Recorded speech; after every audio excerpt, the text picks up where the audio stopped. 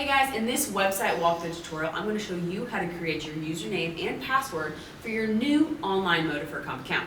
Now, as a reminder, the MO Deferred Comp plan recently transitioned to its new record keeper, Voya Financial, and all participants are required to create a username and password for their account.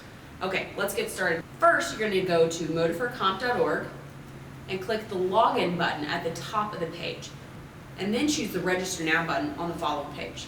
You will need to enter in your personal information on the screen. When you are complete, click continue.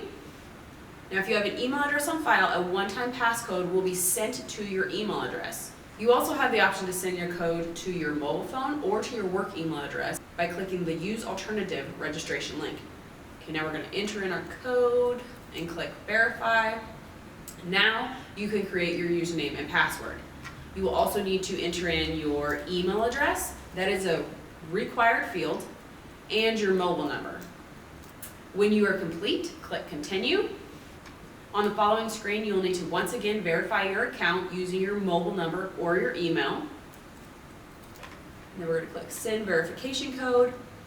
I'm going to enter in my one-time passcode and then click Verify.